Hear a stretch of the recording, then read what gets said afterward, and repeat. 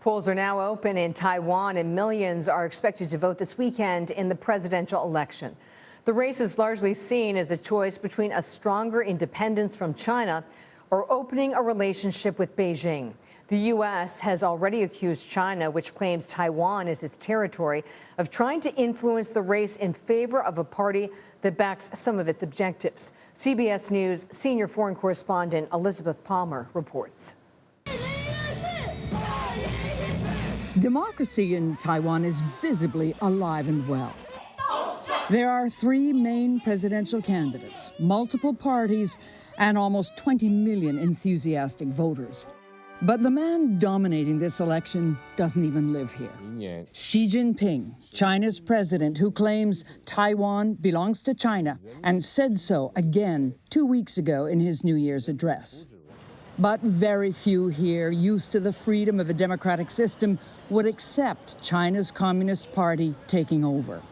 Would you like to be in Taiwan if it were ruled by China Communist Party? No, because I think it's different between the people in China and Taiwan. I think maybe Taiwan is more free. I think people have the rights to choose what they want and how they live their life. So, yeah, I think freedom is very important.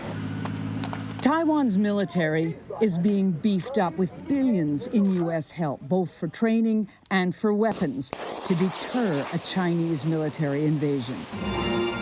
Meanwhile, Taiwan's presidential candidates are being very careful not to provoke China. For example, frontrunner Lai Ching-te, like the other candidates, will never say out loud that Taiwan is an independent republic. Everyone's betting that this self-confident democracy might anger China, but not make it attack. So we cannot completely discount the likelihood that China would decide to use force. Michael Cole advises the International Republican Institute in Taipei. But my assessment is that we are still a few years away from China feeling confident enough that it can make an attempt to annex Taiwan by force. That's what voters are counting on. And so is the U.S., which, if China invaded, would be under huge pressure to come to Taiwan's defense. Elizabeth Palmer, CBS News, Taipei. David Sachs joins us now. He's a fellow for Asia Studies at the Council on Foreign Relations. David, you write that the results of the U.S. presidential election in November might be more important to Taiwan than its own presidential race. Explain.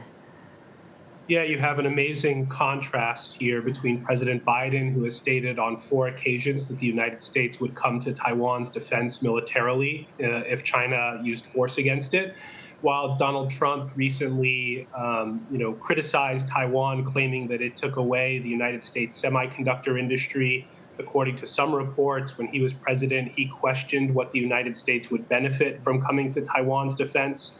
So a return to the White House for Donald Trump could make Taiwan incredibly uneasy, and it could undermine deterrence, because really the critical variable here is that Xi Jinping has to factor in potential U.S. intervention. And if he can be sure that the United States would not intervene, and this would be just a war between China and Taiwan, then really deterrence would go down a lot. Well, let's take that a step further. How real is the threat of war? And if there is a conflict, what does it look like? Is it conventional and kinetic, cyber, or something else? Yeah, so China hasn't put a formal timetable on unification with Taiwan, but there are some worrying signs. Xi Jinping stated early in his tenure that this question cannot continue to be passed on from generation to generation, which many interpret as meaning that this is a problem that he wants to solve on his watch.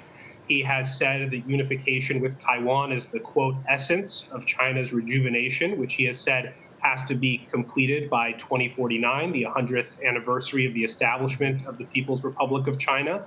And in his New Year's address just a few weeks ago, he called unification a historical inevitability.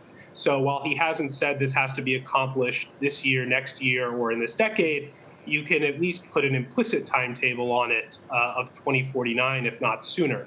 What that looks like, it could be a blockade, it could be an amphibious invasion. China may attempt to combine the two.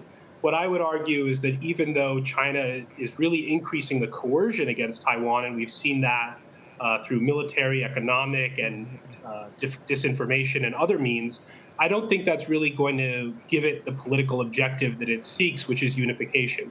China will have to use force, in my view, to compel unification, because even if there's some economic sanctions, diplomatic pressure, and other things against Taiwan, I don't see 23 million people standing up one day and saying, you know what, we're willing to sacrifice our democracy because of this. That's right. So is there a world in which Taiwan can open communications with Beijing, as the KMT would like to do, without becoming the next Hong Kong? The KMT presidential candidate, Ho Yo-i, has said that he would like to reopen communication with China to lower the temperature in the Taiwan Strait, and he has proposed doing so on the basis of the so-called 1992 consensus, which China seems amenable to doing. And the real question then is, what do the talks seek to achieve? I think for China, their objective is clear, which is to bring Taiwan closer to unification and eventually begin political talks about Taiwan's status and its relationship to China. For the KMT, I think the objective is less clear.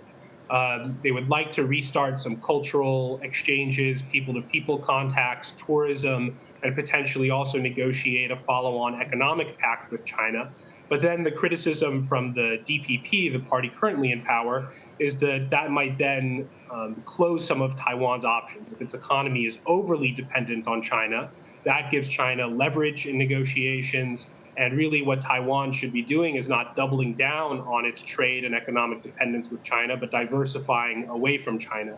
So that's really a critical debate that is occurring now in Taiwan, and it's one that occurred under the previous administration that led to a big protest movement and the occupation of the legislature. David Sachs, thank you for your analysis.